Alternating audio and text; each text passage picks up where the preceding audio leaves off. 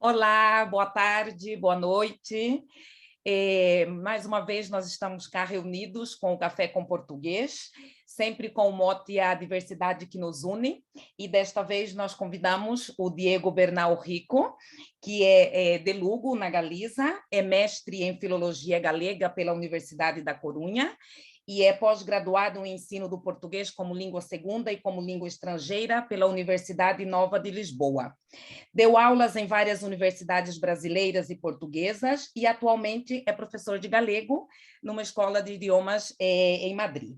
É autor do conto A História do Apalpador, O Carvoeiro Mágico do Courel, publicado em 2011, coautor do Dicionário Visual Através, publicado em 2019, e autor dos ensaios Português do Brasil, o Galego Tropical, publicado no ano 2020, e Apelidos da Galiza e de Portugal e do Brasil, publicado em 2021. Viveu entre fados pelas ruas de Alfama e da Graça em Lisboa, mas atravessou o oceano e chegou ao Brasil. Bem-vindo, Diego. Boa tarde, fique à vontade. Obrigado, Carla. Obrigado a todos e todas as persoas que estade presentes. Eu vou falar en galego. Teño que admitir que eu gosto moito de falar a brasileira e mesmo de falar a portuguesa. Sempre que vou a Portugal e Brasil gosto de practicar, para min é unha diversión. Mas hoxe quero falar galego un pouco porque quero tamén reivindicar esta maneira de falar dentro da lingua portuguesa. Quero reivindicar o seu espazo, non, dentro da lingua portuguesa. Entón, tamén gosto que brasileiros e portugueses ouzan un galego a falar. Ben, o tema que me propuxo a Carla, a verdade é que é unha das miñas grandes paixóns, dai tamén que escrevese ese libro. É realmente un tema complexo, non é un tema fácil de abordar. Como o tempo é limitado, realmente todo limitado, a propia vida é limitada, vou tentar sintetizar o máximo posible. Entón xa comezo por pedir desculpas porque sempre que se tenta sintetizar un tema tan complexo, ao final fican moitas cousas importantes de fora, mas, vai ser inevitable. Entón, eu quería comezar por tratar este tema dunha maneira histórica, até porque penso que é imposible entendermos o portugués brasileiro hoxe se non vamos á xénese do propio portugués brasileiro. Entón, é por iso que vos vou pedir que recuedes no tempo. Vou tentar pasar aquí o slide. Aquí. Vou vos pedir que recuedes no tempo até o século XVI, ou mesmo antes, primeiro, e non só no tempo, senón tamén no espazo, e viaxedes a aquelas terras que foron coñecidas como Pindorama, que é evidente que non se corresponden co Brasil actual, porque son as terras que hoxe ocupan basicamente a costa leste brasileira, non? Quero dizer, a costa atlántica brasileira, que estaban habitadas por povos, por un monte de povos, non? Teño aquí anotados algúns, o povo potiguar, o povo tupinambao, o povo tupiniquín, os tamoios, todos eles coñecidos na historia do Brasil por diferentes circunstancias, e todos eles que falaban linguas tupís, quer dizer, unhas linguas da familia tupí-guaraní. Non sabemos o número de linguas nen de povos que había no Brasil cando chegaron os europeos por primeira vez. Un pouco para que vexades a dificultade de establecer o número de linguas e o número de povos é o facto dos dados, non, que se fornecen en relación a isto. Há estudiosos que apontan por volta de 360 linguas. Xa vedes que un número, para min, na miña opinión, eu penso que é moi pequeno, non? o intervalo vai até 1500 linguas, non? Entón, realmente penso que o cálculo máis acertado estaría máis próximo das 1500 que das 360, mas bon, en todo caso tamén temos que termos en conta que o propio conceito de lingua non era o mesmo que hoxe, igual que o propio conceito de nazón, de pobo, non ten nada a ver co doxe. De facto, estes povos que nomeei, que falaban linguas tupís, falaban linguas moito próximas ou mesmo a mesma lingua, non? Tiña moitas brigas entre eles, non? Sabemos que eran povos que de vez en cuando pues, tiñan importantes guerras entre eles, non? Ben, alén destas linguas da familia tupí-guaraní, no actual territorio brasileiro son faladas linguas de moitas outras familias. Eu penso que a máis coñecida, alén da familia tupí-guaraní, é a familia Macroyé, non? Outra familia de linguas indígenas importantes, e mesmo tamén a illas lingüísticas, quer dizer, linguas que non teñen relación con ningunha outra do seu redor, non é? Na Europa, por exemplo, é moito coñecido o caso do vasco, da lingua vasca, que tamén é unha illa lingüística. Na Asia, por exemplo, podemos citar o caso do coreano, con unha illa lingüística tamén. Bon, en todo caso, isto tamén acontece entre estas linguas amerindias presentes no Brasil. Ben, tamén quería citar algúns termos tupís que hoxe usamos con normalidade. Por exemplo, en galego, en portugués, usamos a palabra ananás, que curiosamente é un termo menos usual no Brasil, a pesar de que moitas persoas achan que no Brasil non se usa, e iso non é verdade. Por exemplo, en Minas Xerais, onde eu morei, había unha distinción entre abacaxi, que era o termo xenérico, non? Para falar desta fruta, e o ananás, que era un abacaxi bravo, non? Era un abacaxi selvaxe, non? O que chamamos na Galiza unha planta aventureira, non? Que naste de maneira sen ser plantada polo ser humano, non? Ben, entón temos ese ananás, temos tamén mandioca, non? Que é un elemento tan importante para a culinaria brasileira. E depois temos tamén, alén temos fauna e flora, non? Temos tamén, por exemplo, tucano, non? Que este páxaro pues tan característico, con ese bico laranxa, non? Tan bonito, aliás. Ou temos, por exemplo, tatú, urubú, non? Urubú é un tipo de abutre. Bon, eu xa sei que as persoas que sodes da Europa, pois poden ser animais menos coñecidos, non? Mas no Brasil son palabras do día a día, non? Urubú mesmo é usado pois para como adxectivo, non? Aplicado ás persoas, por exemplo, non?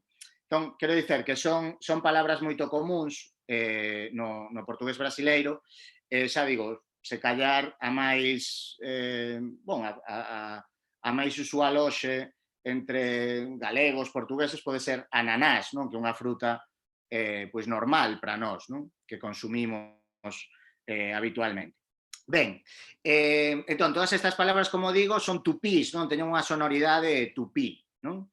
Ben, en todo caso, voltando ao noso relato, há un marco evidente no inicio do portugués brasileiro, que é este ano de 1500, que é o ano en que chega esa nau de Álvares Cabral á costa brasileira, e vai acontecer neste caso, un facto moito importante, que é que un escribán chamado Pero Vaz de Camiña, non? Vai recoller as súas impresións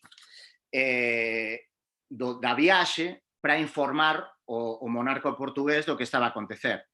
Ben, esta carta, quen estudou literatura brasileira, eu, por exemplo, estudei na Universidade da Coruña literatura brasileira, pois normalmente é o inicio da literatura brasileira parte desta carta, non porque xa houvese literatura brasileira, que é evidente que unha literatura ten que ter un sistema literario por trás, mas este texto dá inicio, digamos, á presenza do portugués nas terras americanas, non? Entón, nese sentido, é verdade que é un texto importante. Un texto importante e, aliás, é un texto moito interesante, porque é unha leitura agradável. Eu recomendo ler a carta de Pero vas de Camiña. Eu lembro que cando a lín achei unha carta, un texto pois, bon, que gostei, foi agradável de lelo, non? E vou sinalar dous pontos desta carta que me parecen importantes para a miña fala hoxe, non? Unha é que me chamou moito a atención como galego, que o primeiro que fixeron os portugueses ao chegaren pois, a este territorio e ao veren que os indios non eran hostís, eran indios hospitaleiros, eran persoas hospitaleiras que non supuxeron confronto bélico, non? A chegada dos portugueses, o primeiro que les fixeron foi descer un gaiteiro e un tamborileiro, non? Unha gaita de fole e un tamboril para ver como reaxían os indios, non? Isto é, claro, para un galego é incrível, porque eu supoño que a música que tocaron é unha música moi semellante a que a hoxe a música tradicional galega ou do norte de Portugal, con esa gaita de foles, ese tamboril, non é extraño imaginar como serían esas melodías, non? Entón, eu quero salientar isto aquí, que a verdade é que é unha cousa que me pareceu bonita descubrir, como o primeiro contacto cultural que houbo entre os povos amerindios e europeus foi unha música pois, galeguísima, non? Xa digo, non? Con ese tamborileiro e ese gaiteiro. Ben, iso por un lado, como dado curioso, non? Mas o dado que máis me interesa aquí é cando informa Pero vas de Camiña, que aliás temos que lembrar que Camiña é unha cidade onde aínda hoxe é falado un portugués super galego, un portugués que eu que morei en Lisboa, cando ouvía as persoas de Camiña falar, resultábame máis galego que lisboeta, non? Nese sentido, porque é un portugués moito puxado para as falas galegas, non? Ben, e dicía que informa Pero vas de Camiña sobre 4 mariñeiros que van ficar en terra brasileira para aprender en tupí. Ben, isto que pode resultar unha simples curiosidade, non? Pode haber persoas que achen que non ten moita relevancia este dado. Realmente, para min, é fundamental, porque é un resumo do que vai ser a política lingüística do Imperio Portugués até o século XVIII. Quero dicer, os portugueses non van ao Brasil impor o portugués. Os portugueses van ao Brasil cristianizar, que era un dos salvos da colonización, cristianizar estes povos e colonizar económicamente estes povos. A lingua fica de fora dos obxectivos do imperio, non? Bon, isto, como é lóxico, vai ter unhas consecuencias. Neste primeiro período, que é denominado por moitos historiadores como período xesuíta, porque foron os xesuítas quen iniciaron este proceso colonizador, tendo en conta estes salvos, non, que comentaba, e aí é onde sobresae a figura do padre Anchieta, que é unha figura incorporada, digamos, a cosmovisón da nazón brasileira, o padre Anchieta hoxe, no Brasil actual, pois é unha personalidade, un bulto da cultura brasileira. Eu lembro de ler nas memorias dun escritor da Coruña, un escritor que eu gosto especialmente, que se chama Xenaro Mariñas del Valle. Lembro que nas súas memorias falaba do padre Anchieta e definíao como o primeiro brasileiro por escolla, non? Entón, pareceme unha definición bonita, porque o padre Anchieta é verdade que mergullou no Brasil e levou moito a serio a cristianización, non? E o convivio cos indígenas, e de facto foi o primeiro que escreveu unha gramática de tupí, en concreto en 1595, que se intitulou Arte de gramática da lingua máis usada na costa do Brasil. Entón, é un dado tamén moito importante, porque vai ser a gramática que vai dar pé, non? Que vai alicerzar unha das linguas xerais que van ser faladas no Brasil até o século XVIII. Non? Ben, pasamos a introducir aquí unha nova terminoloxía, que estas linguas xerais, que pode que non todo o mundo coñeza, que isto de unha lingua xeral. Ben, as linguas xerais surxiron en 1549, coa chegada dos xesuítas, como estamos a comentar, que tiñan esa misión de cristianizar os indios. Non? Entón, en palabras de Marcos Baño, que tirei a definición dun dicionario que ten de sociolingüística, que está moito ben, que di son, de facto, versións adaptadas da lingua do grupo tupí que os xesuítas empregaron para se comunicar cos indígenas. Ben, estas linguas xerais que existe certa polémica entre os lingüistas brasileiros de se había dúas ou se había máis, de quais eran da natureza das mesmas, non? Existe certa división de opinións. O que con certeza sabemos é que había dúas grandes linguas xerais, que era a lingua xeral paulista, que era unha lingua franca usada no sul do Brasil, e no norte a lingua xeral amazónica. A lingua xeral amazónica hoxe aínda se conserva co nome de Nhengatú, e felizmente unha lingua recoñecida oficialmente polo municipio onde é falado, que é o municipio do estado do Amazonas. Este Nhengatú, que significa en lingua tupí lingua bonita, non? Entón, a verdade é que nese sentido o Brasil avanzou bastante para o recoñecemento da súa diversidade lingüística. Non? Xa digo que neste caso, felizmente, está unha lingua que ten certa protección, non? E que é recoñecida como tal. Ben, estas linguas xerais é verdade que acabaron prácticamente sumindo, non? Do territorio brasileiro. Fican só estes vestixios. Mas, no lado hispánico, precisamente, houve unha lingua xeral que se mantén até hoxe. Os brasileiros gostan moito de ir ao Paraguai comprar tecnoloxía, porque é máis barata, non? Ben, pois no Uruguai, eu estive no Paraguai, estive no Paraguai, e unha cousa que me chamou a atención cando crucei a fronteira foi que a xente non falaba español, a xente falaba guaraní. O guaraní é unha lingua xeral que ao final acabou ficando, non? Que deu certo, neste caso no lado hispánico, ficou como a lingua máis falada deste país, non? Do Paraguai. Non?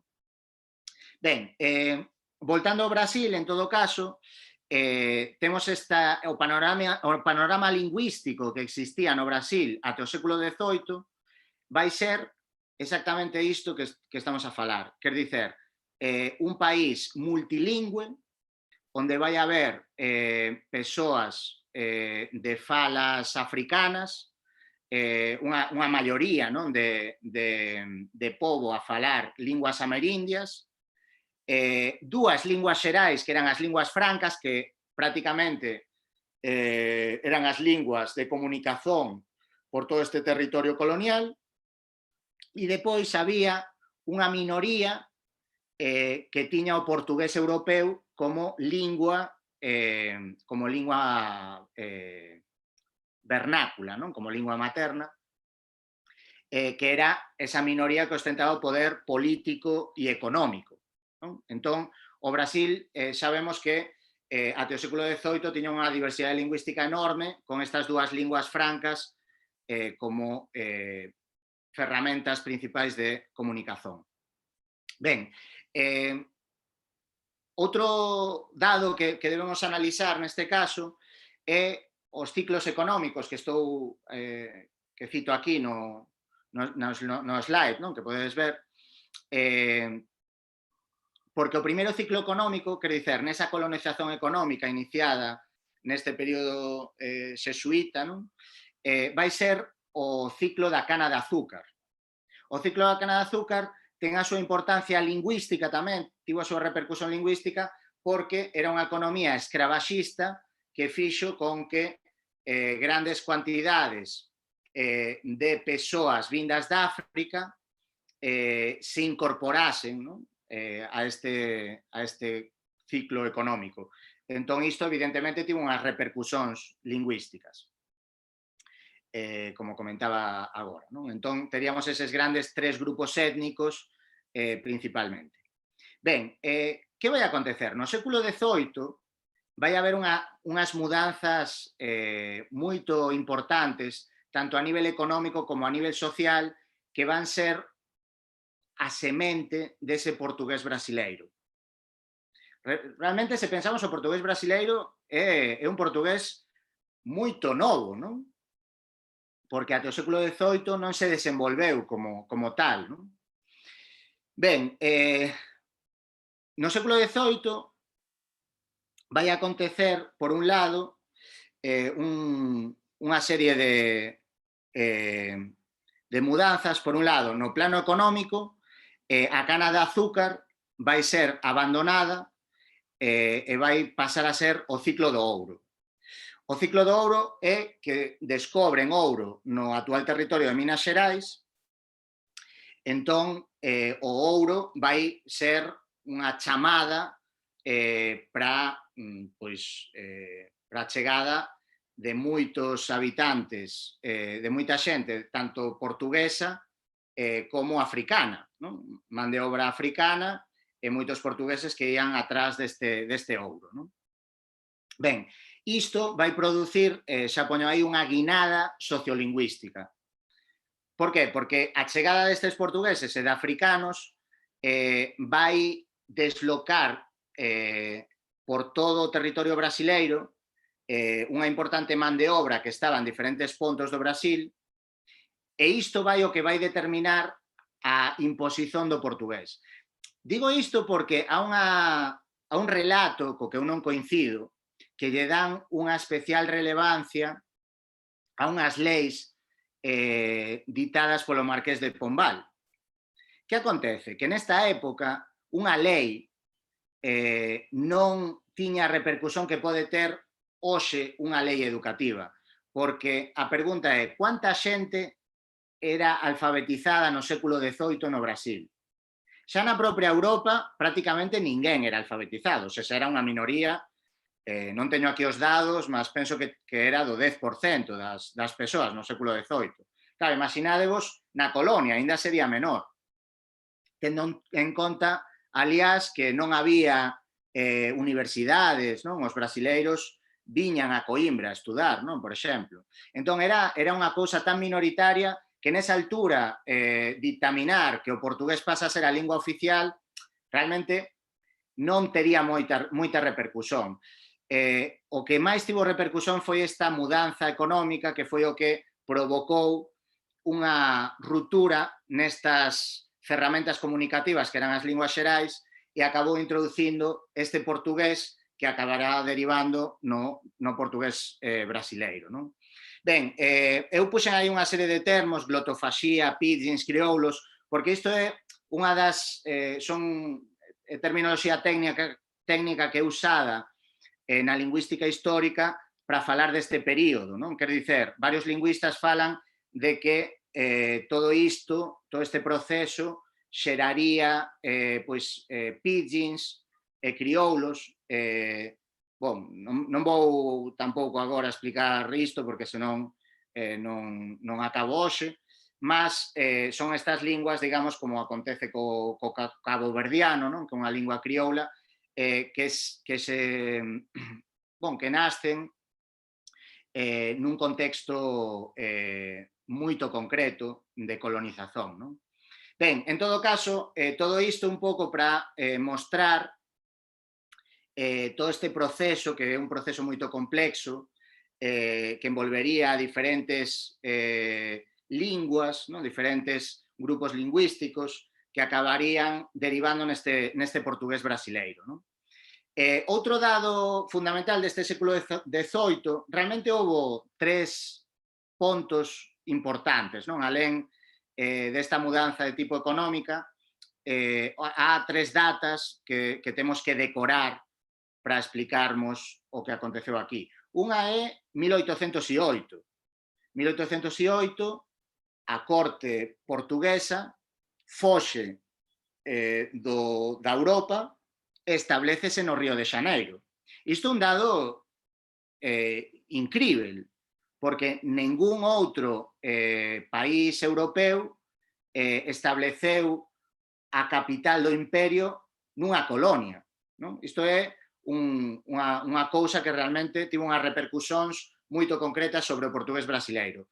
Por que digo que tivo unhas repercusións? Vou fornecer só un dado para que vexades por que foi tan importante. O Río de Xaneiro, en 1808, tiña 60.000 persoas.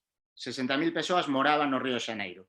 Ben, pois a corte portuguesa, que ás veces a xente ten na cabeza, virían os reis e 4 persoas máis, viñeron 15.000 portugueses, 15.000 portugueses da área de Lisboa que se estableceron no Río de Xaneiro e pasaron a ser o poder político do Río de Xaneiro. Claro, isto tivo unhas repercusións sobre o portugués carioca en concreto moito fortes. De facto, é verdade que o portugués carioca ten moitos trazos que o ligan aínda hoxe o portugués lisboeta, non? O portugués máis padrón de Portugal, non? Precisamente por este dado. Non? Ben, outro dado fundamental é que en 1822 críase, quero dizer, en 1822 é a independencia brasileira. Entón, o Brasil pasa a deixar de depender de Portugal e, por tanto, a lingua tamén, isto ten unhas repercusións lingüísticas, porque xa non ten un diálogo coa colonia, como coa metrópole, desculpa, como tiña antes. Non? En 1888 é a abolición da escravatura, outro dado importante, porque nesta altura os africanos pasaron a ser, non, precisamente por estas mudanzas económicas que comentamos antes, o principal grupo étnico do país. Aínda hoxe é, de facto, non? O principal grupo étnico do país. Ben,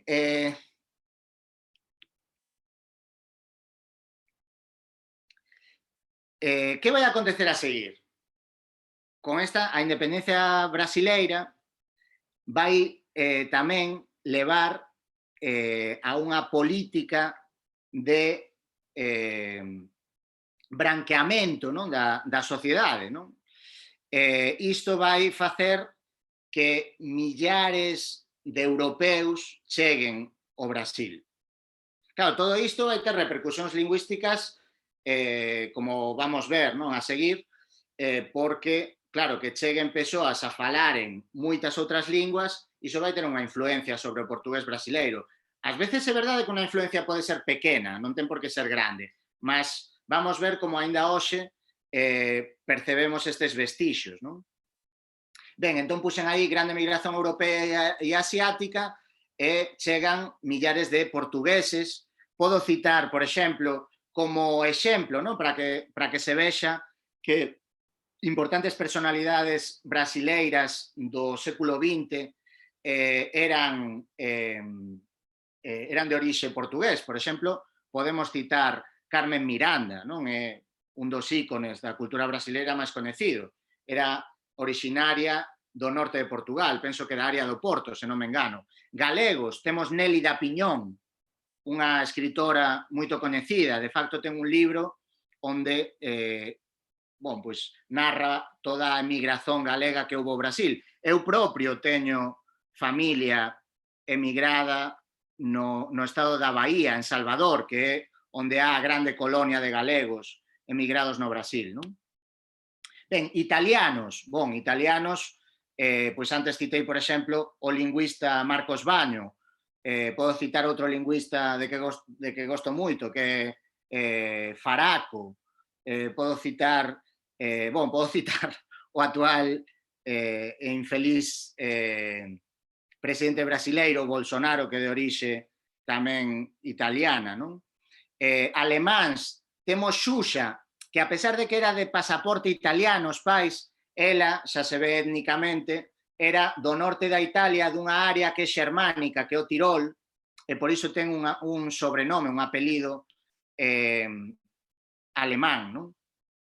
Xaponeses, bon, xaponeses tamén é só ir a San Paulo, o bairro de Liberdade, tamén há unha marca, por exemplo, moito coñecida de comida, Yoki, non sei se a coñecen, no? De produtos culinarios brasileiros, que o dono era xaponés. Non? Sirio-libaneses, bueno, no río está cheo de sirio-libaneses. Non?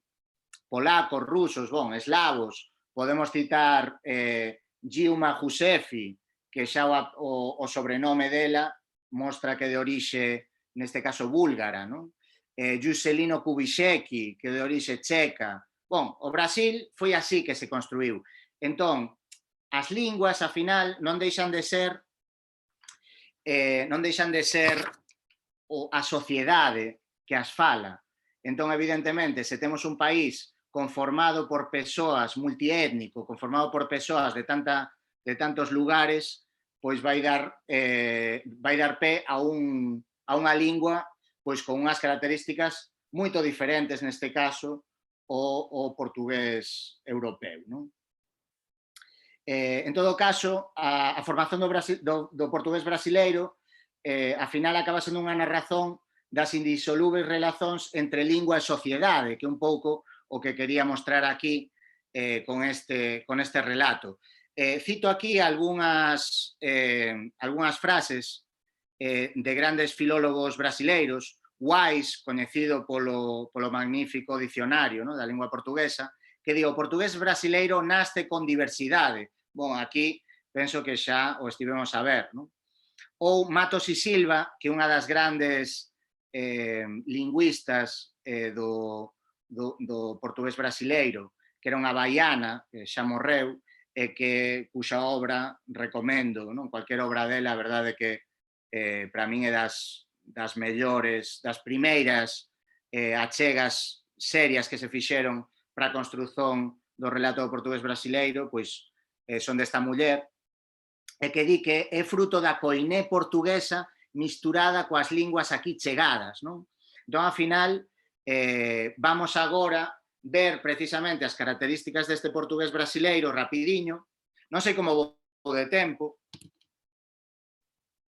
tento sintetizar rápido. Ben, entón, puxen aquí algúns dados precisamente destas influencias. Non? Puxen aquí, por exemplo, que unha palabra como cafona, que é unha palabra moito común no portugués brasileiro, ben, pois é dunha palabra italiana que significa o que en portugués de Portugal sería piroso, non? Algo de mau gosto. Non? Depois, grana, que é diñeiro, non? Unha forma informal de dicer diñeiro. Non, non sei, tal vez, neste caso, un portugués podería dicer guita ou guito ou masa, non sei. É unha forma informal. Non? Ben, pois este grana era unha moeda italiana do século XV. Hoxe é unha palabra evidentemente introducida polos italianos. Non? O RTP que poño aí, típico de San Paulo, por exemplo, en vez de pronunciar porta, non? Como pronuncio eu, a galega porta, eles din porta. Non? Porta. Este R é o RTP que por influencia do italiano. De facto, a maior colonia de orixe europea de San Paulo é italiana. Non? É unha cidade moito italiana, realmente. Ben, depois, o xaponés trouxen este dado, a pesar de que podía tamén tracer palabras que se di no portugués brasileiro, non sei, estou pensando, pois, palabras relacionadas coa culinaria, como sushi, ou palabras como saké, non? Son palabras normais no portugués brasileiro, non? Podemos citar algunha influencia dese tipo, mas pareceume interesante este dado, que o xaponés hoxe no Brasil é a lingua vernácula máis falada despois do portugués. 500.000 de persoas conserva o xaponés como lingua vernácula, sendo brasileiros. Non? Quero dizer, poden ser xaponeses de terceira xerazón, realmente eles xa son brasileiros, mas manteñen o xaponés como lingua primeira, non? Xunto co portugués brasileiro. Non?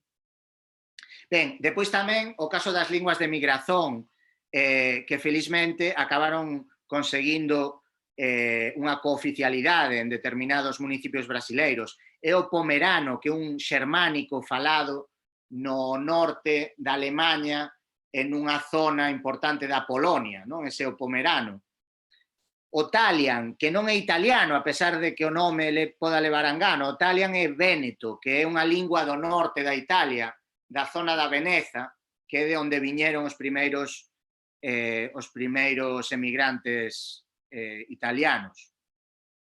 Ben, há moitas outras, mas eu cito estas porque son as máis coñecidas e as que conseguiron maior recoñecemento. E depois tamén as 180 linguas indígenas faladas por 250.000 brasileiros. Non? Eu quería mostrar isto tamén un pouco por quebrar o tabú do Brasil como país monolingüe, porque eu, que morei no Brasil, sei que moitos brasileiros din que o Brasil só se fala unha lingua, non? Ainda achan que só se fala o portugués brasileiro. É certo que o portugués brasileiro é a lingua esmagadora da maioría da populación, iso non há dúbida, mas há importantes minorías étnicas que continúan a manter esta lingua, non? As súas linguas de fora. Non? Ben, e teño por último, e xa encerro con isto, as características do portugués brasileiro. Dicía que o portugués brasileiro realmente ten unhas características que o individualizan dentro da lingua portuguesa, é unha variedade moi orixinal, é unha variedade moito diferente ás outras, onde há unha clara ruptura en relación, unha ruptura morfosintáctica importantísima. Non acontece entre galego e portugués, entre o galego e o portugués, basicamente, a mudanza, a ruptura de tipo fonético, non? E pola influencia que temos nós do español en relación ao portugués de Portugal, mas realmente a miña sintaxe, a que estou a usar eu agora, é prácticamente idéntica a do portugués de Portugal, non? Con pequenas mudanzas, mas unha cousa mínima. Iso non acontece co portugués brasileiro, non? Ben, por exemplo, o elemento tupí, destaquei aquí algunhas palabras que son moito comuns no portugués brasileiro, gurí, guría, yuyuba, mirín, que é unha palabra usada para cousas de crianzas, como poño aí, non? Ou cousas pequenas, garí, non? Que sería un barredor, catapora, que é unha doenza, varicela, suruba, que sería orxía, non? Ben, o sufixo eva, mistureva, natureva, pereva, que é un tipo de ferida, non? Decoreva, son formas informais, non? Mas moito habituais no portugués brasileiro.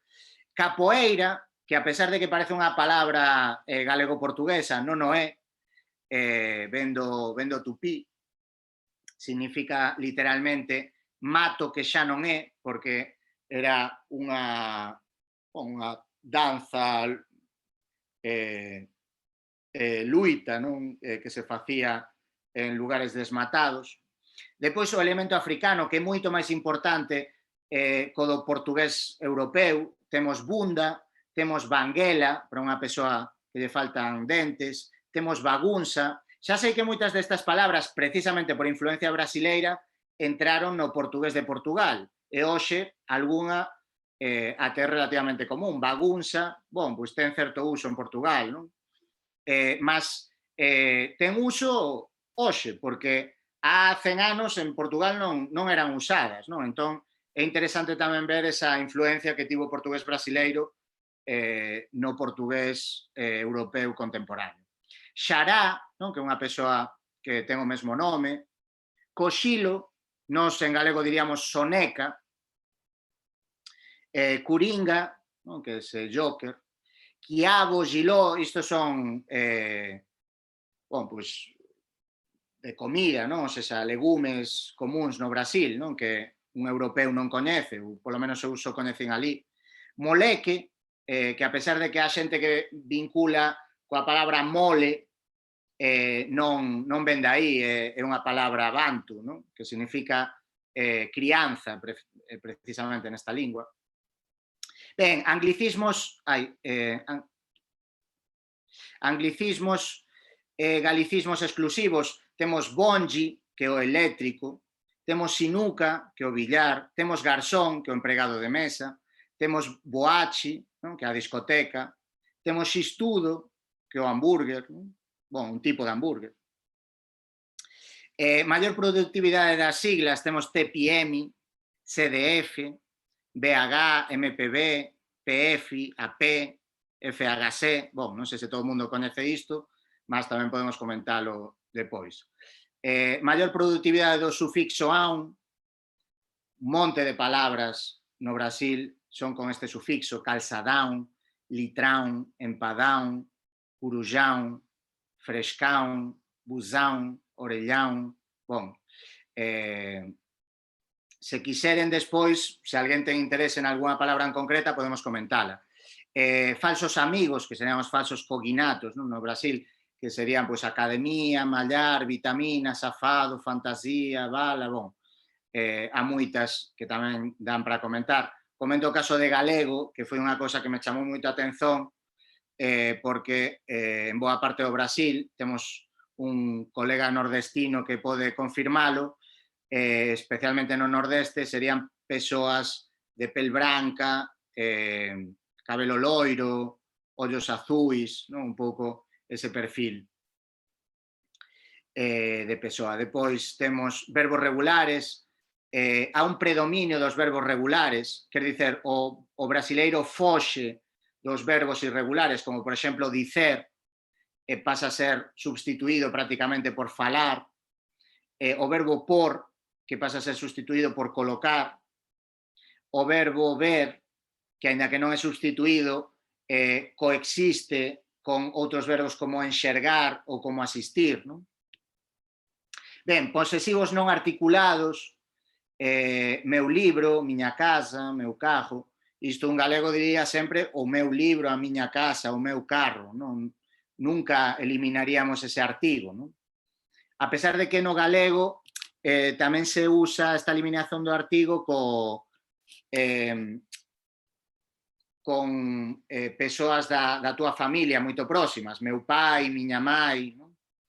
Mas non con este tipo de obxectos. Rexencias verbais mudan, eu puxen esta porque é máis coñecida, mas há moitas outras.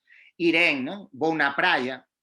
Como curiosidade, isto tamén existe en falas galegas, tamén existe no portugués de Portugal, históricamente, ao longo de textos históricos pódese ver, non? Vese en Camões, vese en outros escritores, mas lembro de ler un libro dos anos 60 dun lingüista falando do español que se falaba na Galiza e puña como exemplo dunha estrutura galega este ir en, non? Que o español non ten e que os galegos cando falaban español usaban, non? E chamoume a atención porque moitas veces estas formas están estigmatizadas no portugués brasileiro, como portugués ejado e cosas deste tipo, cando realmente sempre estiveron na lingua, están no galego, están no portugués de Portugal, etc.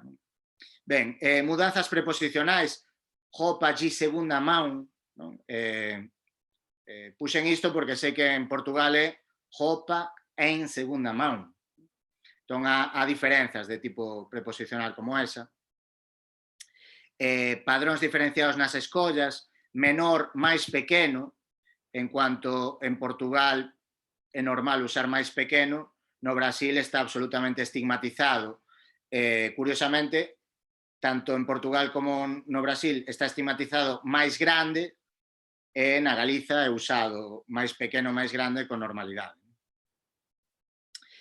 Prolazón dos R's, é dicir, a pronuncia dos R's, xa comentamos antes que o R tepe era unha influencia italiana, mas tamén a vibrante múltipla, a simples, o R velar, que ese R tan característico de porta, non? Por exemplo, ou o retroflexo, que vin que o que ten a Carla e que eu gosto especialmente, acho super bonito, que este de porta, non? E que é típico de San Paulo, zonas de Minas Xerais, Mato Grosso, bon, non sei se algún estado máis.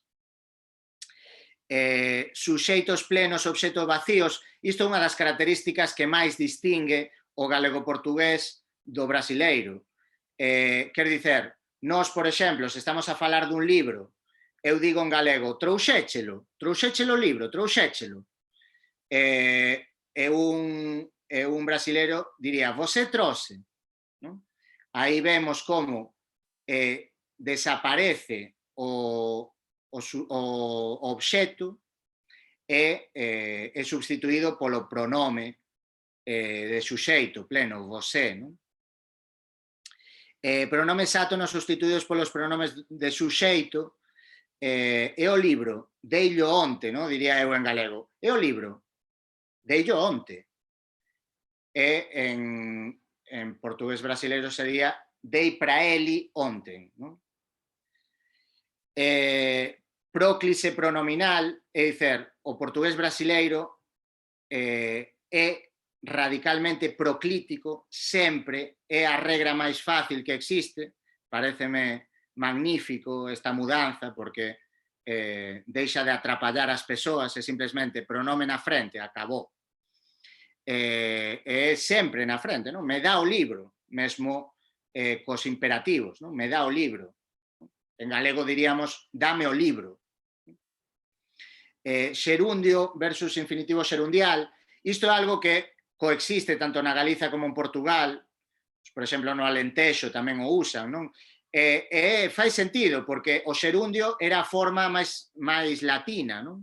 Entón, está traballando, sería unha forma que se ouve, sobre todo no interior da Galiza, e en zonas de Portugal tamén, como o Alentexo, frente a está a traballar que o que se ouve na costa da Galiza. Na costa da Galiza as persoas din está a traballar, non? Que ese infinitivo con valor de xerundio. Non? E na fonética, bon, puxen aí algúns trazos como a vocalización do L final, os es finais que fechan, non? No caso de Portugal, somen, desaparecen, non son pronunciados, ou prácticamente non son pronunciados, son esmudos, e despois o R final, que no caso brasileiro, pues, costuma tamén deixar de ser pronunciado, e depois a palatalización tan característica do D e do T seguido de I, non? Gia, chia, non? Por exemplo. Ben, e con isto sí que xa acabo. Eu quería facer unha reflexión, porque moitas veces eu teño unha sensibilidade especial con isto, supoño que tamén por ser galego, que vexo actitudes realmente xenofóbicas nas linguas, e actitudes que realmente son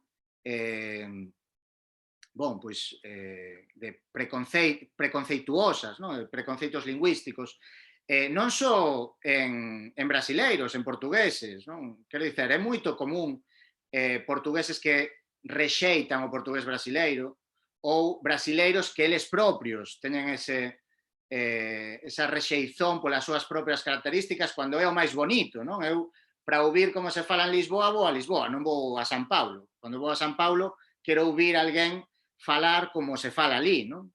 Entón, quixen tracer estes dados un pouco tamén para devolver ese orgullo aos brasileiros da súa fala, porque realmente os dados xa indican, xa non é unha opinión persoal, que é o portugués do século XXI.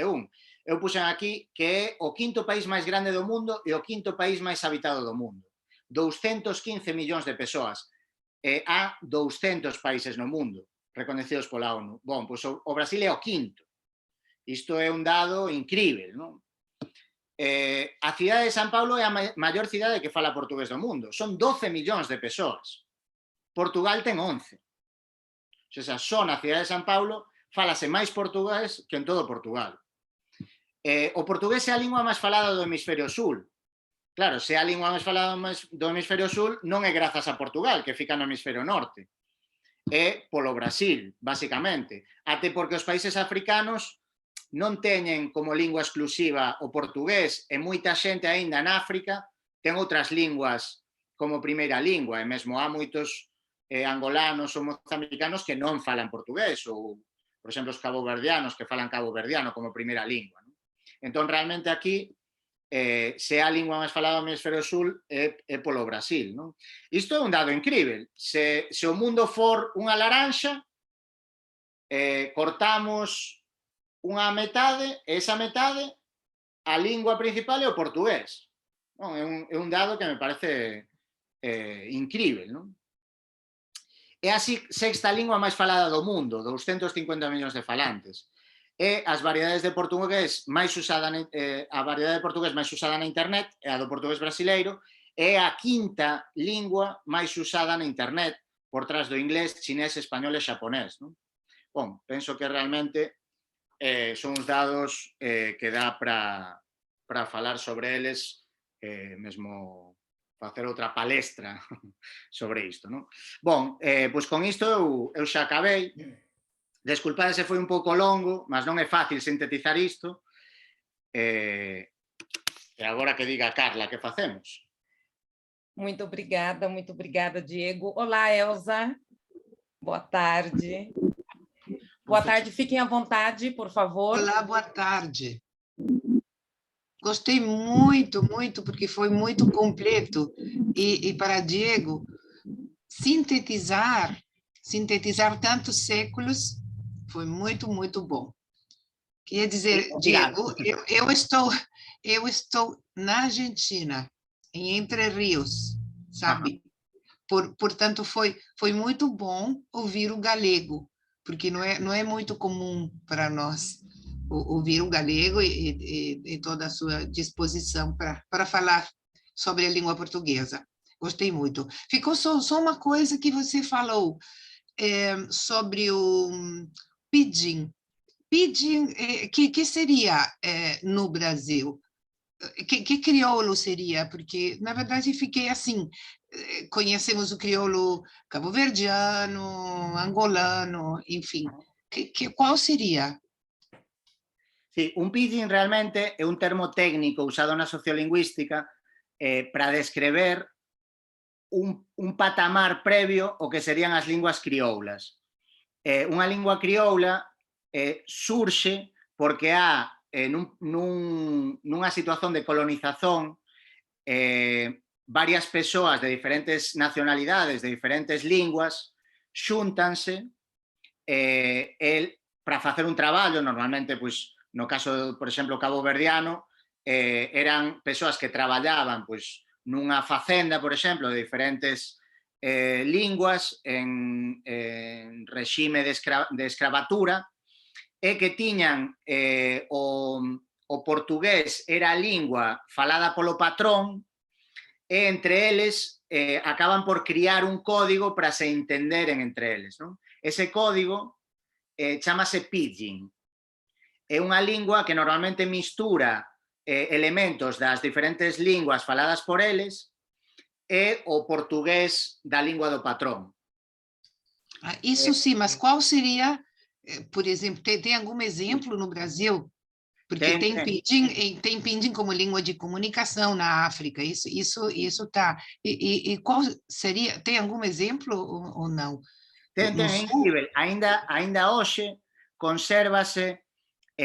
Bon, claro, pidgin é iso, non? Mas quería distinguilo do que é a lingua crioula, porque unha lingua crioula é cando ese pidgin pasa a ser lingua vernácula de alguén, pasa a ser a primeira lingua de alguén. Aí é cando o pidgin pasa a denominarse crioulo.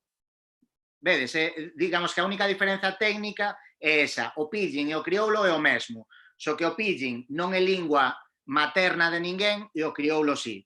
Bon, e dicía, no caso do Brasil, están documentadas varios pidgins que surxiron e que deron lugar a linguas crioulas, só que a maioría delas desapareceron, mas aínda se conserva unha lingua crioula, só que agora non lembro os dados, porque foi un artigo que lín a tempo, que era unha lingua secreta, falada por unha comunidade que non lembro nen o estado, tendes que desculpar, mas era unha historia moito bonita, porque era unha lingua crioula que conservaban hoxe, no século XXI, estou a dicer que ainda estaba viva, unha comunidade dun estado que mantiña esa lingua, que a mantivera como medida defensiva, autodefensiva contra... se falaban portugués, todo o mundo se entendía, entón mantiveron este crioulo porque era unha lingua que para eles, pues, como unha lingua secreta que só falaban entre eles e que permitía non seren entendidos polo inimigo.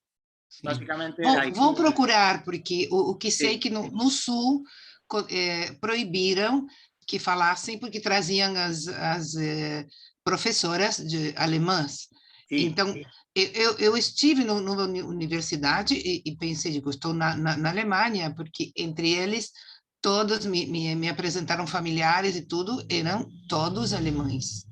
Claro. Em lugares assim, bem no sul, Santa Maria do Sul, enfim, não sei se é por aí. Isso vou procurar. Muito obrigada. Non me lembro, mas claro, isto era un grupo étnico de orixe africana que mantiña este crioulo. Tá bem. Non sei en que estado era. Estaba vinculado á escravatura. É outra coisa. Entón, claro, é outra cousa. Iso, de todos os xeitos, a pesar de ser outra cousa, no fundo, até parecido, porque os italianos e os alemáns que emigraron mantiñan a lingua tamén porque vían que tiña certa utilidade entre eles poderen comunicarse sen que outras persoas entendesen, non? É certo que isto pode ter... Eu antes comentaba o caso do guaraní, eu tamén fun como bon brasileiro comprar tecnoloxía barata ao Paraguai e cando fun comprar ali eles falaban en portugués brasileiro, porque eles xa ali a lingua que lles dá diñeiro, entón é a que aprenden. Mas entre eles falaban guaraní. Claro, por que facían iso? Porque así eu non sabía absolutamente nada do que estaban a falar. Entón, ao final, podían estar a dicer, bon, vamos vender para este gringo máis caro que... non, que vai pagar con certeza, o que sei. Entón, claro, é útil neses contextos, é útil, non? Diego, você consegue deixar de compartilhar aqui a tela? Claro, consigo. Porque assim, vamos. Carlo, levantaste a mão. Sou eu. Olá. Olá. Desculpa, Abel, é que eu não vi. Queres fazer uma pergunta? Sim. Pronto. Olá. Muito obrigado. Sou Abel, de Timor, que sempre assistir esse programa, esse café português. Hoje é uma aula muito interessante ligada com o português brasileiro. Todos nós sabemos que o português, duas variantes que é importante, que o português de Portugal e o português brasileiro. E essas variantes das duas características português do mundo, o português brasileiros mais acesso do mundo, sobretudo acesso às informações em português,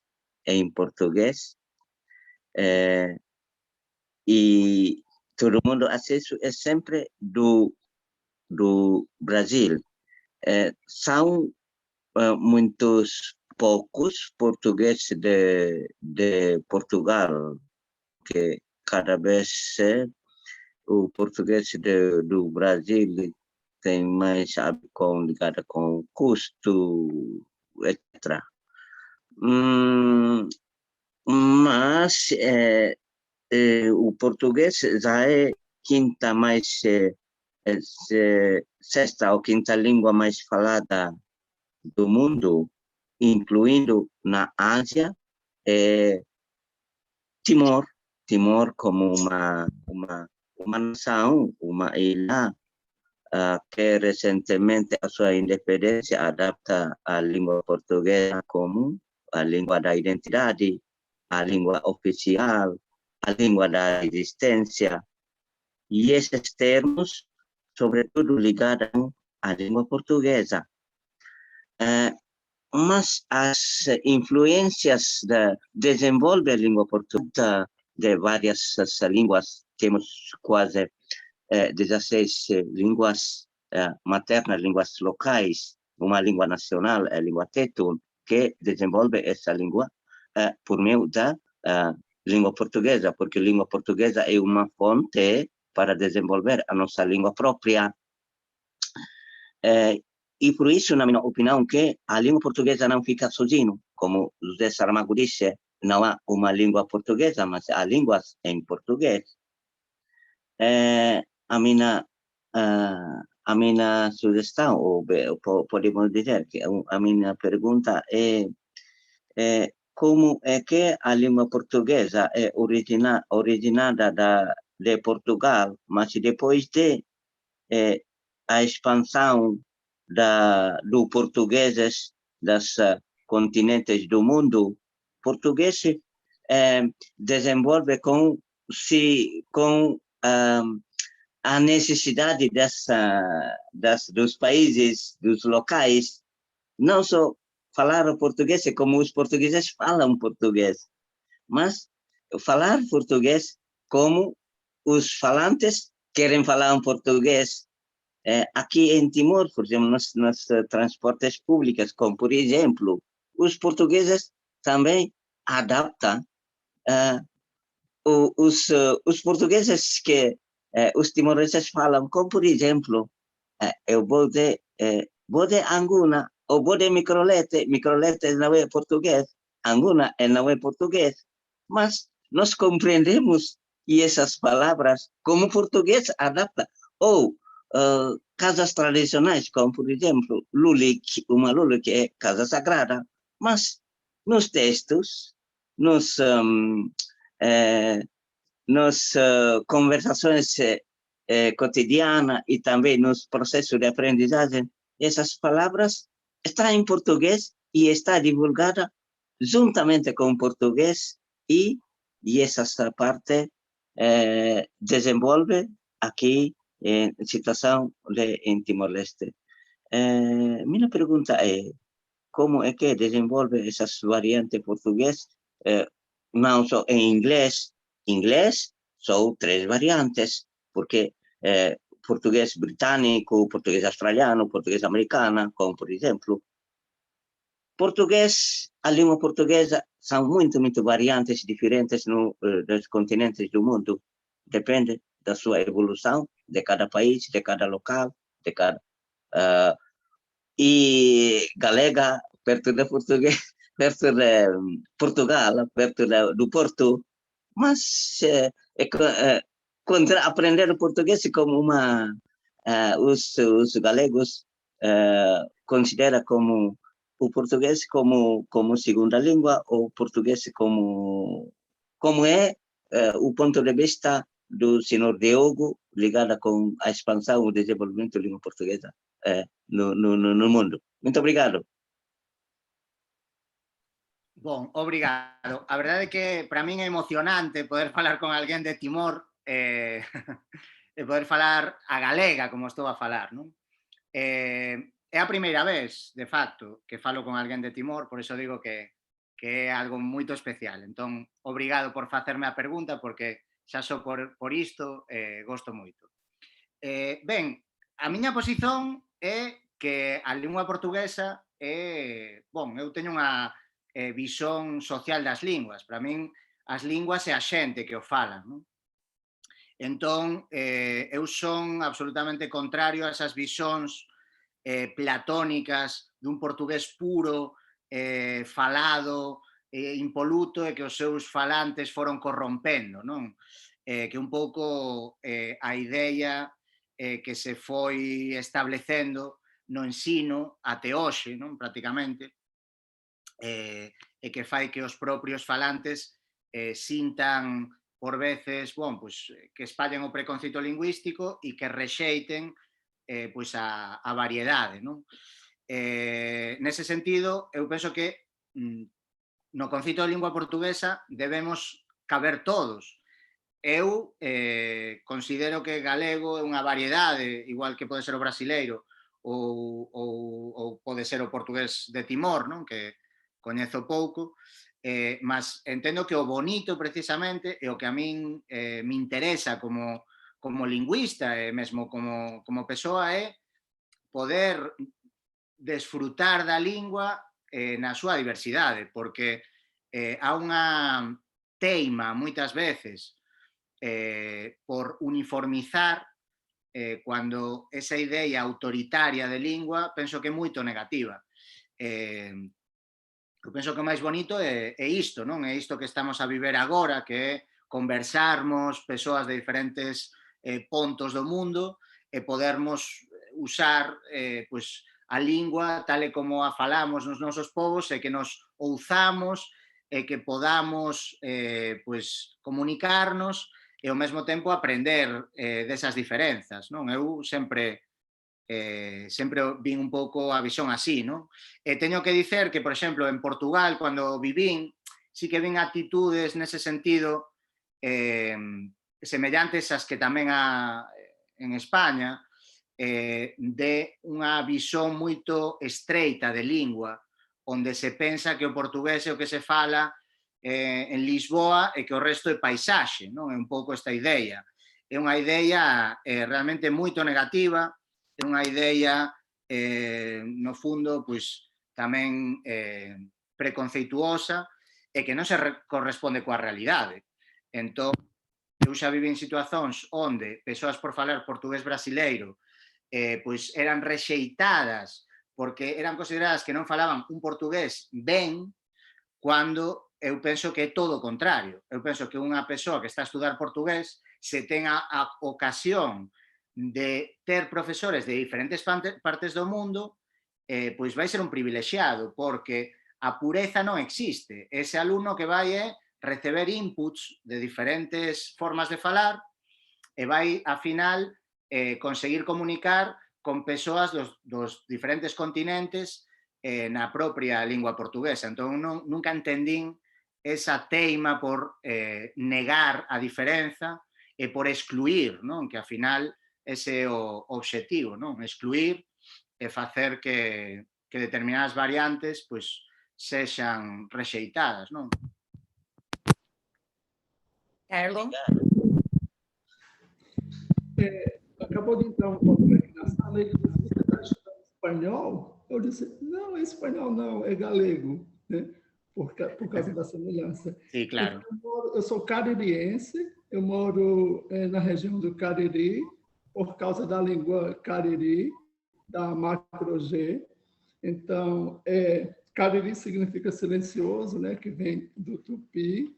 Eu só queria comentar essa questão do branqueamento, né? A gente sofre até hoje por causa desse branqueamento, a discriminação conosco, né? E também é uma discriminação linguística e regionalismo também. Por exemplo, eu já sofri discriminação porque eu falo o português que se fala no Nordeste, então chamei a atenção da colega, expliquei, ela entendeu, depois passou a ser minha melhor amiga, porque nós não podemos discriminar, porque eu tenho um ritmo diferente de falar, né? Então isso ainda existe no mundo, isso não poderia existir mais. E quando você fala em relação ao galego, aqui onde eu moro, as pessoas dizem, ei, galego, comigo, vem cá.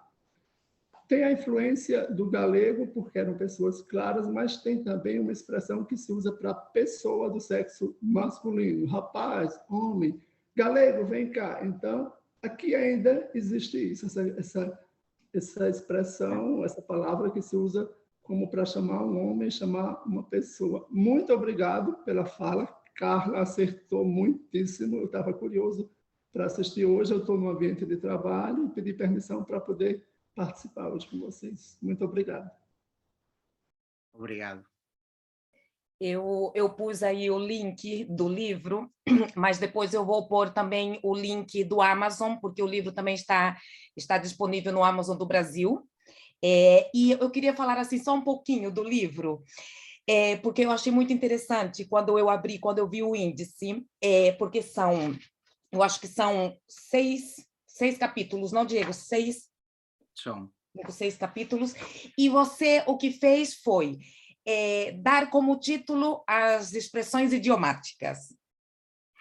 Não, essas expressões coloquiais que nós utilizamos, né? Arregaçar as mangas, descascar o abacaxi e etc.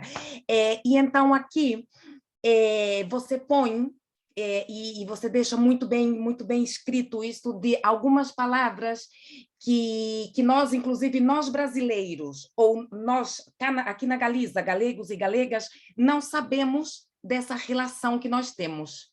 Não é? Palavras que são usadas além-mar, que nós utilizamos lá no Brasil e que nós também utilizamos aqui na Galiza. Então, eu acho, claro, como nós temos Portugal tão próximo, e há uma relação muito grande, sobretudo com o norte de Portugal, eu acho que nós não vivemos tanto isso, mas como o Brasil está tão longe, não é, geograficamente, e inclusive quando falamos de, inclusive, pois agora mesmo, menos mal que nós já temos aí estudos de galegos em algumas universidades brasileiras, mas é que, inclusive, para o Brasil, quando falamos da Galiza, é como algo, não é, o que é, onde é que está a Galiza, e muitos brasileiros não sabem o que nos une.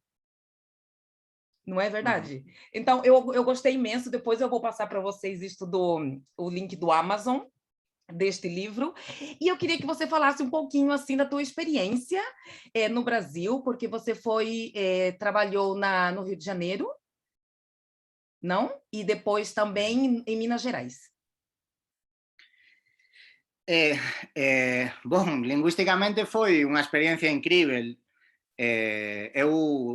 Eu estudei filoloxía galego-portuguesa na universidade, entón eu xa coñecía o Brasil, mas para min o Brasil era Machado de Assis, era José de Alencar, non? Eran libros, non? Entón foi unha sensación moito extraordinaria chegar a un país que coñecía a través dos libros, non? Porque era, de alguma maneira, materializar sentimentos, materializar espazos que eu tiña imaginado tamén na miña cabeza, no caso concreto dos romances do Machado de Asís, chegar ao centro do Río de Xaneiro, ver as rúas onde están localizadas, non? Diferentes cenas destes romances, pois a verdade é que foi moito emocionante. E foi non só emocionante por iso, senón porque o propio Brasil ten un alicerce cultural portugués que, ao final, un galego identifícase con el. E claro, e ao mesmo tempo é un portugués, mas non é o portugués de Portugal. Entón, há cousas que ás veces foron marxinadas no padrón portugués, que está máis baseado no padrón lisboeta, e cousas que son típicas do norte de Portugal e perviveron no portugués brasileiro e que son tamén comuns na Galiza. Eu, por exemplo, poño como exemplo moitas veces o que aconteceu cando cheguei a Minas Xerais, que as falas de Minas Xerais caracterízanse, son tamén unhas falas moito características, caracterízanse porque o sufixo iño é feito como in, non? Entón, din poquín en vez de poquiño, non? E bon, claro, iso é unha cosa que acontece no leste da Galiza, en concreto de onde é a miña familia, por parte de mai. Entón, eran ás veces unhas palabras que eu ouvía nunha aldeiña de 4 casas. Entón, pois as persoas usaban este in en vez de iño, e ao chegar a Minas Xerais era unha sensación realmente incrível, ouvilo ali, nun mundo tan diferente, non? Tan exótico, e ao mesmo tempo palabras que me lembraban a miña aldea nun concello da Galiza, ali das montañas do leste, non? Entón, son estas sensazóns incríveis porque, xa digo, xa, é unha mistura de algo que realmente sentes como propio e ao mesmo tempo misturado con elementos totalmente alleios e que por iso supoño que resulta tan apaixonante, non? Ao final. Muito bem, alguém gostava de fazer alguma pergunta? Marian, Carlos. Hola, boa tarde. Olá. Pódese falar, sí? Ben, en primeiro lugar, quería dar os parabéns ao Diego Bernal pola interesante palestra que acaba de dar. Están a ouvir con normalidade? Todo ben? Obrigado, obrigado. E quería simplemente facer dúas preguntas. Cando o Diego estaba a falar das particularidades do portugués brasileiro, indicou que este tendía a fuxir dos verbos irregulares, non? E colocou aí puxo aí algúns exemplos. Diego, tes algunha hipótese explicativa perante este curioso fenómeno do portugués brasileiro? A que pode deberse iso? Non sei. E por outro lado, unha segunda pregunta, relaciónase co seguinte. É un facto que moitos brasileiros pois teñen un contacto bastante limitado co portugués de Portugal, non? Moitos non están expostos ao portugués que se fala en Portugal e o coñecemento que teñen pois é bastante reducido. E dunha maneira simultánea, moitos portugueses pois tamén teñen un contacto mínimo ou directamente nulo, por veces, co noso galego. Onde dirías que o descoñecemento é maior? Ou sexa, entre os brasileiros no que toca o portugués falado en Portugal ou entre os portugueses no que toca ao noso galego? Onde há o maior descoñecemento? Obrigado. Ben, obrigado, Carlos, a pesar de que as preguntas son ben difíceis, entón vou ficar nunha saia xusta, como di no Brasil. A ver, isto a primeira questón relacionada con eses verbos que son sustituídos por verbos regulares, eu, a verdade é que non o sei, mas eu supoño que está relacionado co que un lingüista que se chama Dante Lucchesi chama que o portugués brasileiro foi unha transmisión irregular do portugués. Quer dizer, ten elementos de lingua crioula que, como sabes, a crioulización é como unha simplificación moitas veces da lingua. Aconteceu, por exemplo, co inglés. O inglés realmente podemos dicer dunha maneira burda, non? Un tanto simplificadora, que é unha mistura de alemán con francés, porque foi un alemán simplificado polo francés. Houve un proceso, non é exactamente de crioulización, mas vamos usalo dunha maneira un tanto pouco ortodoxa a descrever isto, non? Pois eu penso que algo parecido aconteceu co portugués brasileiro nese sentido. Mas, xa digo, isto é un pensamento persoal que habería que desenvolvelo mellor. Eu, de todos os xeitos, esa idea de que, porque eu nunca reparara, ou seja, eu evidentemente claro que reparara en que falar, pois ampliar, alargar o seu uso semántico e prácticamente substituiu o verbo dicer, que non é usado prácticamente nunca no Brasil, non? O verbo por, sempre colocar, botar, non? Iso evidentemente claro que reparara, mas non reparara en que era por un tema de que os verbos eran irregulares e foron substituídos por verbos regulares. E iso é verdade que o tirei deste libro que estiven a ler estes días, que acaba de ser publicado en Portugal, hai pouco estiven en Portugal e compreino. A pesar de que eu non coincido co autor do libro, que se chama Fernando Venancio, temos ideas en moitos sentidos moito opostas do que unha lingua e bon, e mesmo eu xa critiquei alguna vez esa postura purista, digamos, bon, de medo, non? Esa postura medoña de manter o portugués de Portugal sen influencia brasileira, que un pouco a grande preocupación de Fernando Venancio aquí é esa, non? Como nos anos 70 chegaron as telenovelas brasileiras e comezou a haber unha influencia do portugués brasileiro, no que esa influencia, cando é do inglés, parece como que non hai problema ningún, non? Mas cando é do portugués brasileiro, meu Deus, están a acabar coa pureza do portugués de Portugal. Cando as linguas é o máis impuro que há. O sea, o portugués ten palabras árabes, palabras africanas, palabras amerindias, palabras... É así que se construe unha lingua, coa impureza. Entón, tentar manter a pureza dunha lingua é a cousa máis absurda, é a cousa máis antilingüística que existe, non?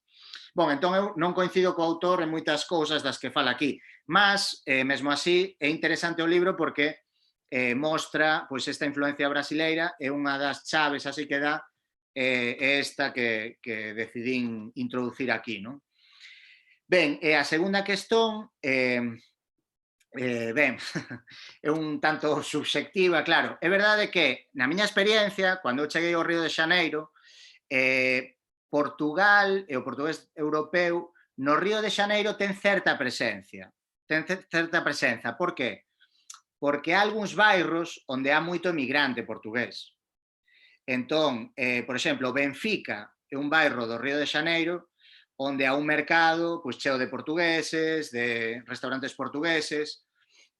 Bon, en grandes cidades, en grandes metrópoles, sí que há certo contacto co portugués europeu.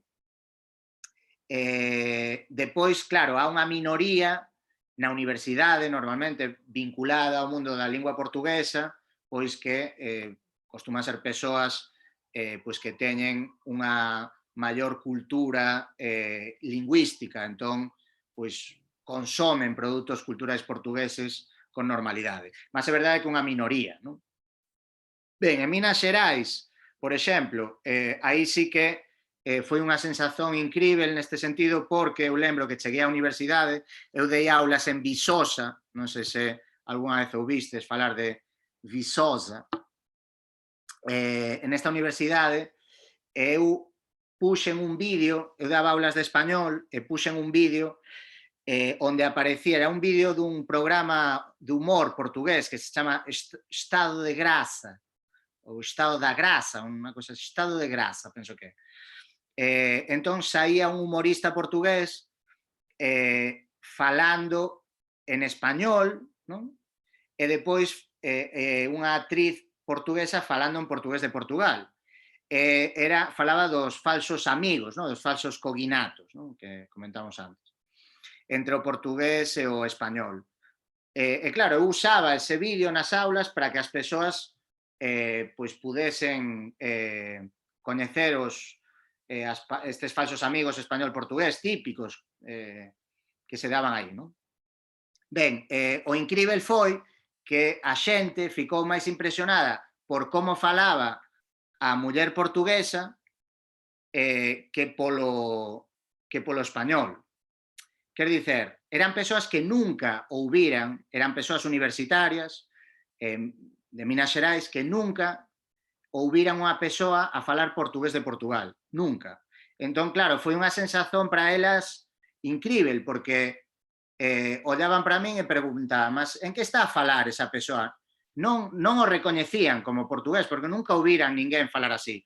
Isto acontece mesmo, outro día en Madrid aconteceume, fun a un bar onde había unha persoa que falaba un español que eu non recoñecía, era un español extraño, un español exquisito que eu nunca ouvira. Entón, eu pregunteille de onde era. El dixo, de onde pensas que eu son? Eu dixenlle, bon, non sei, pode ser norteamericano, parecíame mesmo pola estética que tiña. El dixo, quen me dera? Non gostei moito esa resposta, mas todo ben. E dixenlle, mas entón de onde és? E díxome, son da Colombia. Ben, isto é interesante porque há determinadas falas que nunca ouviches na túa vida é que non recoñeces como dun falante vernáculo, non? Entón, claro, eu pensaba que era un estranxeiro a tentar falar español. E, na verdade, bon, non que non fose estranxeiro, que era colombiano, mas a lingua materna, a lingua vernácula del era o español. Entón, falaba un español para min tan diferente que eu nunca o vira, que eu achei que non era a súa lingua, que era unha lingua estranxeira que ele estaba a falar, non? Entón, isto acontece mesmo nunha persoa como eu, que teño unha diversidade lingüística pois grande, non? Nese sentido, pois sí que ves este tipo de situacións, non? E claro, a pregunta é, cuántas veces unha persoa de Mato Grosso, por exemplo, Carla, ouviu falar un camponés de Braga? Recoñece iso como portugués? Pois non o sei. Eu tamén, outra curiosidade, cando moras nunha cidade onde a lingua é a lingua, ou seja, a lingua falada, digamos, é unha fala de prestixio, non? Por exemplo, no Río de Xaneiro, as falas do Río de Xaneiro son un modelo lingüístico para o Brasil inteiro. Ben, lembro que chegou un filme que era, penso que era un filme nordestino, agora non me lembro agora onde era. Fun con un amigo brasileiro e el non entendía o que falaban. E ao final ese filme acabou sendo lexendado. É verdade que non era un portugués brasileiro, digamos, dunha cidade importante do Nordeste, non? Estaba ambientado, era un filme ambientado na roça, non? No rural. Entón era un portugués moito diferente.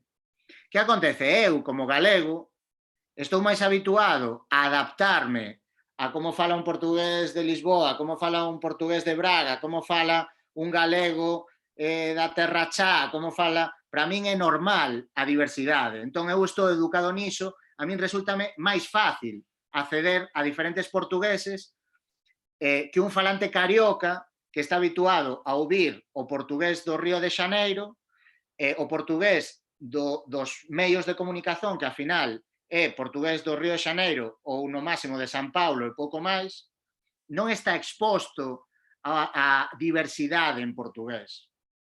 Entón, para min, eu son consciente que eu entendo mellor diferentes portugueses, diferentes formas de falar, síntome confortável nunha situación así que unha persoa, pois, neste caso, do Río de Xaneiro ou mesmo de Lisboa, por exemplo, non? Que con certeza vai ter tamén menos exposición, non? Muito bem, muito obrigada, Diego. Muito obrigada. 1h30 que passou muito rápido. O tema realmente foi muito, muito, muito interessante. Nós já tivemos aqui também outros colegas também que falaram um pouquinho do ensino do português aqui na Galiza, e também eu acho que é importante, sobretudo para as pessoas que estão no Brasil, não é? Para que elas conheçam, para que elas saibam que nós falamos, por isso que eu gosto sempre de dizer que o nosso mote é a diversidade que nos une, porque a língua portuguesa é uma língua plural. E aí está a sua riqueza, não é? Então, é bom escutar outros sotaques, é maravilhoso conhecer outras realidades, e o que você falou, nós falamos com sotaques diferentes, mas nós nos entendemos. Não é? Conseguimos fazer uma conversa fluida. Então, muito obrigada a todos, muito obrigada aos que estão sempre, muito obrigada, Elza, Luz, Carlos, Abel, Carlos, Marianne e Magali, eu não sei se eu pronunciei bem, que está na França. Muito obrigada a todos. Nós entramos de férias, mas voltamos em setembro, então cuidem-se muito, fiquem bem. Os que vão sair de férias, não é? Aproveitem, descansem, não, Luz, vamos descansar. E pronto, Diego, muito obrigada mais uma vez, foi um prazer. A casa é sua, volte quando quiser. Obrigado, o prazer foi meu. Muito obrigada a todos, um beijinho muito grande. Obrigado. Tchau. Muito obrigada.